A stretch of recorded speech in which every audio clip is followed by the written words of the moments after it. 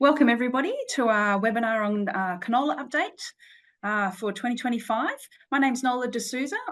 I'm the project coordinator for the Australian Fungicide Resistance Extension Network. Sorry, I haven't had my coffee this morning, but we're a nationwide network of plant pathologists, fungicide resistance experts, and communication and extension specialists. And we're here to provide information to help growers and advisors to stay informed about the prevalence and management of fungicide resistance in their region. So today we have our expert canola plant pathologist with us to give an update of disease and fungicide resistance in canola. But before I introduce her, I'd just like to point out the Q&A button at the bottom of your screen.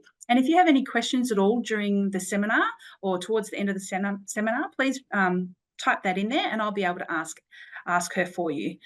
We would also really appreciate it at the end of our webinar if you could answer a few questions in our follow-up survey. This will be able to help us understand how we're performing and if the information that we're providing you is really interesting and supporting your decision-making processes. It'll take less than 10 minutes of your time, but the feedback that we get is really valuable for us to be able to tailor our extension to you. So please take the time to do that afterwards. So I'd now like to introduce you to Associate Professor Angela van der Wouw. Angela works with the University of Melbourne, but is based in Horsham with Steve Marcroft and the team at Marcroft Graham's Pathology. She's been working in blackleg disease of canola for the past 20 years, focusing on understanding genetic resistance, developing disease management strategies along with Steve, and more recently, focusing on understanding fungicide resistance. So I'll pass it over to you, Angela. Thank you. Thanks, Nola. So I think I've got control. I do have control. So I'm just going to give a bit of a brief update on the current season and how we are going with in terms of blackleg disease in particular. If anyone does have any questions throughout the talk, please do chuck them in the Q&A. And I've told Nola to then just interrupt me as I go, so you don't need to worry about waiting to the end. When we talk about blackleg disease these days, we really talk about it as it's got three main sort of forms of the disease. So we have crown canker, which is essentially all the forms of disease are generated through the same spores. So we've got the stubble up here. These release the blackleg spores every time there's a rain event, and it just depends on which part of the plant essentially that those spores land on as to what disease you'll get. So if the spores land on the seedlings or those early leaves, this gives the fungus plenty of time to grow down the petiole and into the crown, and it's then at the end of the growing season it causes this crown canker. So control of crown canker really comes down to control of disease at the seedling stage. If, however, we get infection during flowering, then we start to see this upper canopy infection. So you can see here, this is an infected flower where the spores have landed directly on the flower and infecting. It then grows down the peduncle. Once it's in the peduncle, it then can cause these branch infections that you can see here. And if you cut these branches open, you can see all that black necrosis. So essentially, it doesn't matter whether you've got crown canker or upper canopy, the fungus is doing the same thing. It's blocking that vascular tissue and stopping the movement of nutrients up and down the plant. And then that's what gives rise to the yield penalty. We also get infection of the pods.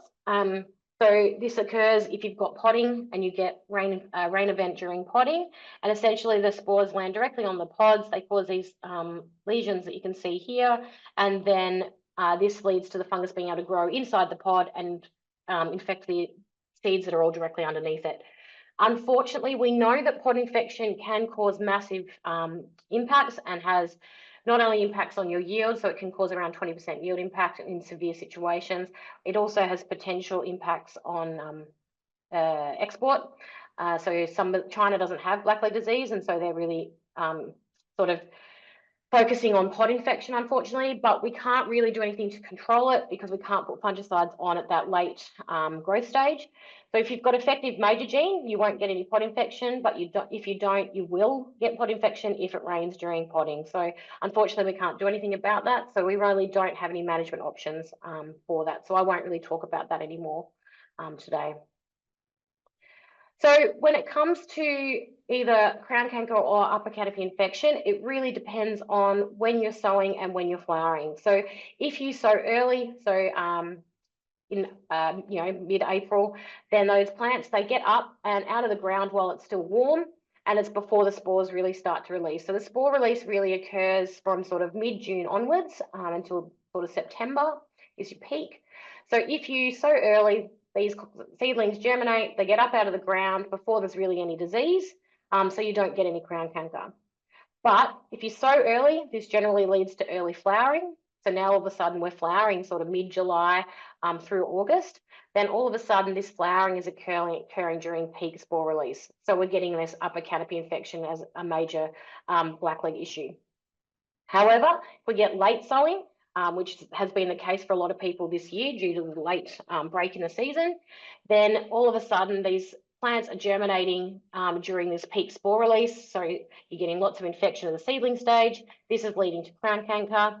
But on the plus side, it means you're flowering later, and so you're not really getting any of that upper canopy infection. So when it comes to making decisions around fungicides and controlling blackleg, you really need to understand whether you're targeting upper canopy infection because you've sown early and therefore you're flowering early, or you're targeting crown canker because you've sown later, and so you're getting that early infection, the seedling infection that leads to crown canker. Whoops, sorry, I forgot there's a delay in the slide switching. So I just thought I would touch on both crown canker and upper canopy infection spray decisions, because depending on where you are this year, you've got very different seasons. So for those who might be still currently the 8-leaf growth stage or earlier, then you'd be looking at crown canker decisions. So essentially anything past the 8-leaf, the fungus doesn't have enough time to really get down into the crown and cause a lot of crown canker.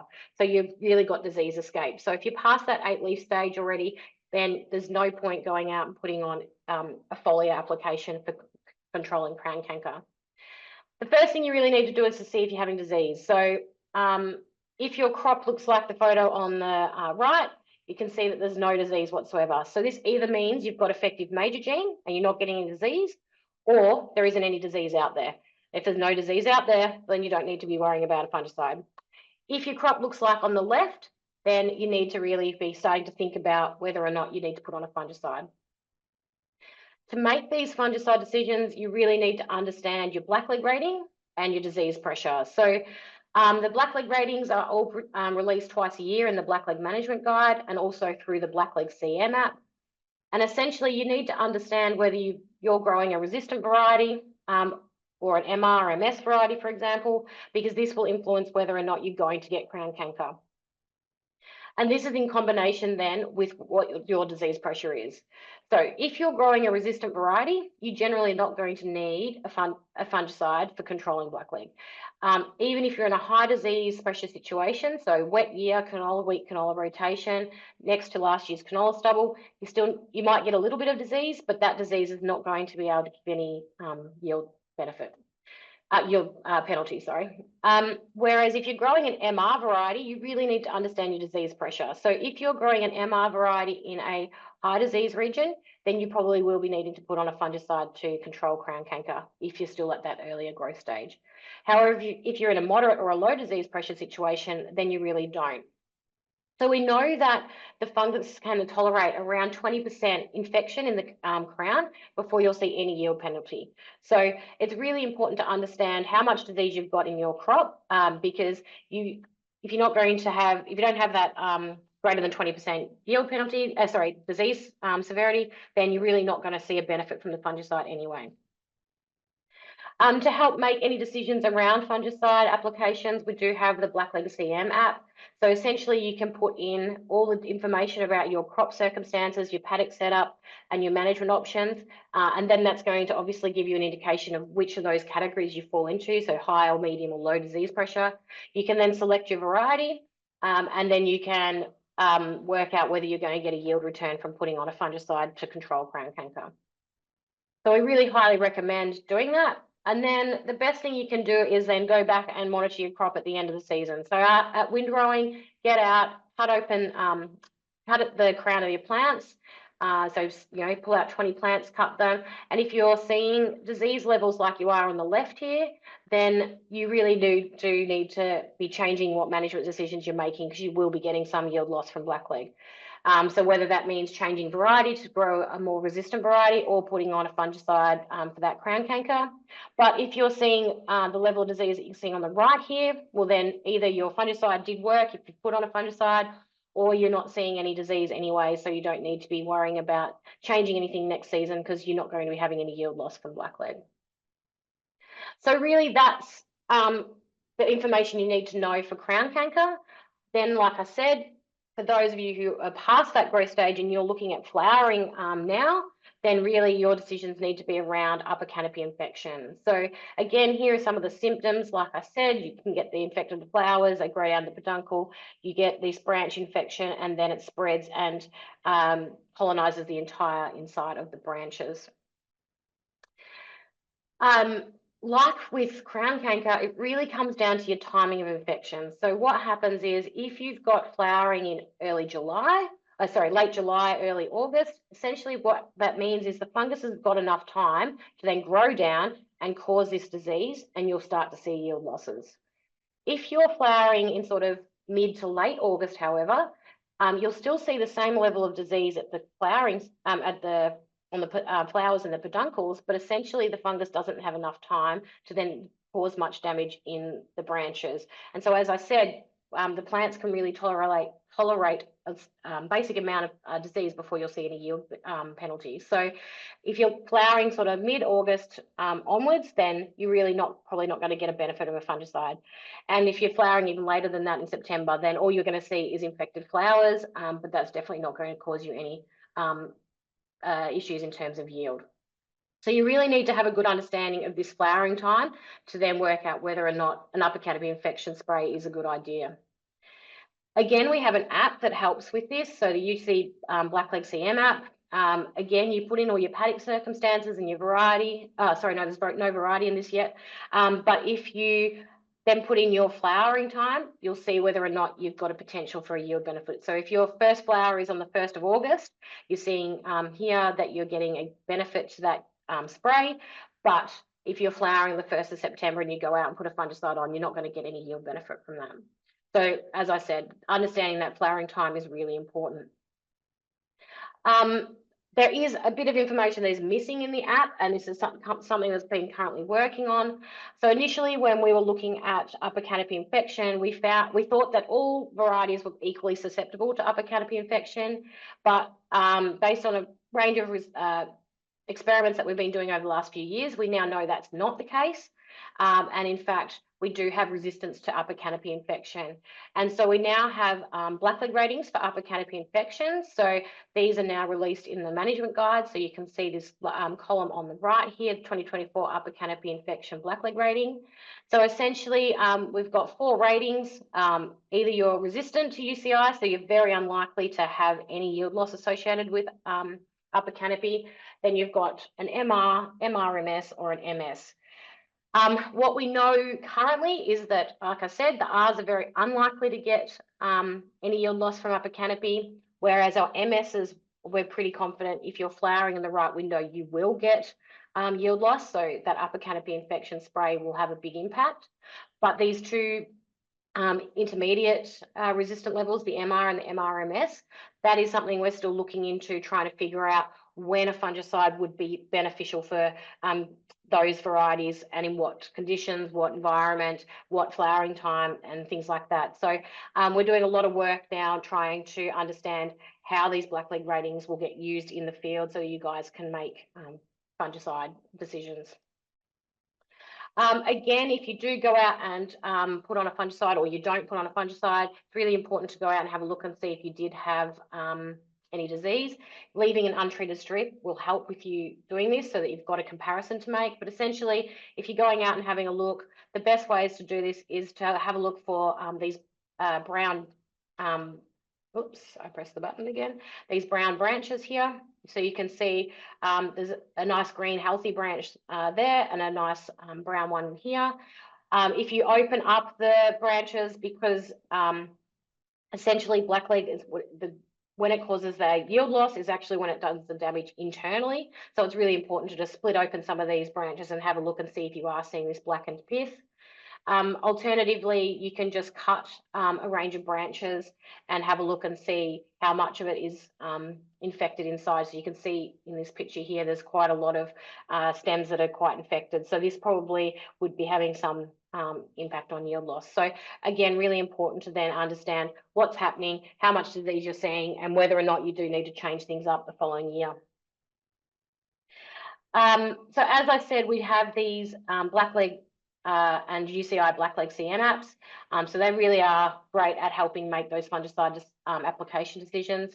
We also have the Sclerotinia CM app, which again is about helping to make decisions around fungicide applications. Obviously, if you are in a Sclerotinia prone region and you are putting on a fungicide to control Sclerotinia, those fungicides will also give you some control to blackleg and vice versa. So something to keep in mind is that if you're out there controlling one disease, you will be having an impact on the other as well. The last thing I just wanted to touch on is fungicide resistance. So I'm sure you're all very aware that fungicide resistance is a massive issue for the industry, not just of blackleg of canola, but all pathogens on all crops. And so a lot of work is being done around understanding how widespread resistance is and surveying things like that. And so we've been doing a lot of work since 2018, looking at fungicide resistance to the blackleg populations. And so essentially what we do is we collect stubble from the field, and then we incubate that over the summer so it gets ready to fire. And then we wet that stubble up whilst it's suspended over plants that have been treated with the different fungicides. And then we can look at the amount of disease that turns up on those plants and spore them after 10 to 14 days. This is just what that looks like. So essentially our untreated seedlings get riddled with disease because this is a high disease situation. This is an example of a jockey resistant population, and there's lots of plants in there that have lesions or completely dying from blackleg. And then on the right there is a Saltro treated seedlings where we've got no disease whatsoever. So these assays are extremely high throughput and also extremely sensitive because we're looking at 20 pieces of stubble. Those stubbles release hundreds of thousands of spores. And so we're probably screening, millions of individuals in these assays. So very high sensitivity. And it means that we can get a snapshot of what's happening and hopefully be detecting any resistance before we're seeing any field failure in the field. As part of these surveys, we also collect data on fungicide use. And so this is sort of the change in fungicide use over the last 6 or 7 years. And the big thing here is you can see that the use of SDHI fungicides has increased dramatically over that time. The DMIs haven't changed much, but in fact, they have. Essentially, once these SDHIs increased, most of this is driven from our SDHI seed dressings. And so now these DMI applications, instead of being a seed dressing, are now usually a foliar fungicide. So there has been a bit of a switch. There might not be an increase in the application number per year, but the way it's being used has changed. So as part of this survey, one of the big things we've seen is that there is DMI resistance out there. And in particular, this has increased dramatically in the last sort of 3 or 4 years. So the red is populations that have a high frequency of resistance to these chemistries. For the DMIs, it's not a full resistance, and it's actually an increased tolerance. So what this means is the fungicide still does have some effect. It's just that these isolates will have be able to get in and cause disease quicker than any susceptible isolates. So as such, it's been, at the moment, we don't have any big reports of field failure. However, we did get some data in yesterday that does suggest that in regions where we are detecting these high levels of resistance, the fungicides aren't as working as well. So we're looking into that a bit further. The other thing about the DMIs is that the level of tolerance to each of the DMI chemistries does vary. So Prosaro, for example, which has prothioconazole in it, still is more effective than something like fluconazole or tebuconazole. So there are some complications around the DMI resistance. But we're doing a lot of work now to link this with fungicide field efficacy and how this is then leading, changing resistance in the field.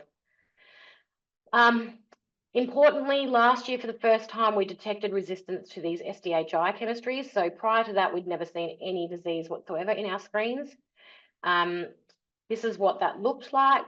So the top is the untreated plants and the bottom plants are the Saltro treated. On the left is a population that has no SDHI resistance versus one that does. So you can see that we've got pretty much the plants have been killed or completely colonized in these populations. Interestingly, these have all come from the Eyre Peninsula. So we did extensive surveying in 2022. So each one of these white dots is a population that was screened, and we saw no resistance in 2022. But in 2024, you can see here, any of the dots with colour are starting to show some resistance, with the red ones being high levels of resistance. We've then also collected isolates and confirmed this. And so we've got isolates from Wanilla, Coccolithia and Etalili. Apologies if I said any of them wrong. So we know that they really are resistant. So we're now doing a lot of work trying to figure this out in a bit more detail. One of the big questions is, why are we seeing this on the Eyre Peninsula? And essentially, there's a number of reasons for this. The Eyre Peninsula is an extremely high canola intensity region, great rainfall, so high disease pressure each year. There is often 3 applications per season. So you've got a Saltro seed dressing, a 4 to 6 leaf foliar and a 30% bloom going out. We have had reports of up to 5 applications per season. So we do think that that will be driving fungicide resistance. One of the things about these isolates is that they are completely resistant to the fungicide. So these here are some plate growth assays that you do in the lab.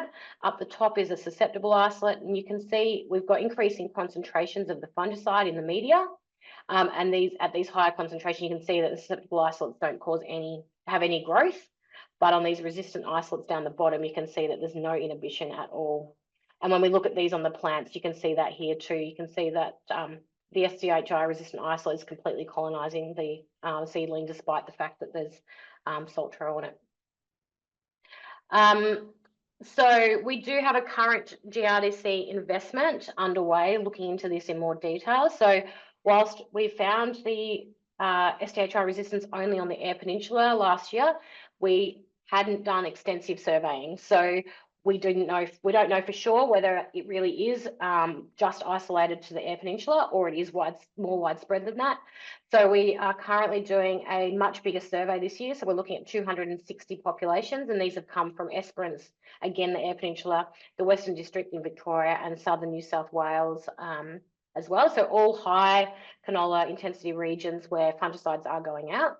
And we're also doing a lot of work around trying to determine whether there's grower management practices that might be driving this SDHI resistance. As part of this work, we are using trap plants to look for crop failure. It's fine for us to say we're seeing resistance out there, but we really need to know what that means for growers and agronomists in terms of, are we seeing field failure? Should they be changing to a different chemistry? All of those things. And so we're trying to do that work this year. And we're also looking at a range of experiments to try and figure out what fungicide use is actually driving this resistance. So we have got some preliminary findings from this project and some recommendations already coming out. So as I said, the DMI resistance is really quite widespread. The field failure is unknown, but as I touched on, our data that we've just been getting in does suggest that there is field failure occurring for the DMI resistance. With the SDHI resistance, we haven't finished all 260 populations yet. We've got through around 90. As yet, we've seen no resistance anywhere else. So it is looking like it might be specific to the Eyre Peninsula.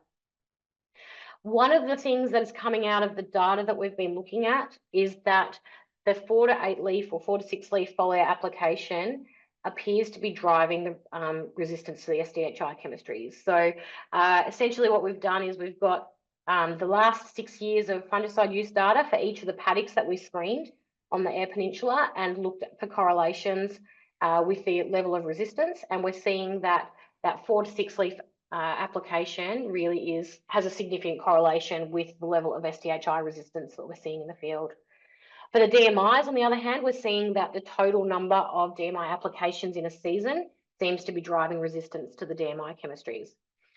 So whilst this is very preliminary data, our recommendations already would be to try and avoid that early foliar application if possible, especially for the SDHIs. So as I mentioned, the plants can tolerate around 20% crown canker with absolutely no yield loss.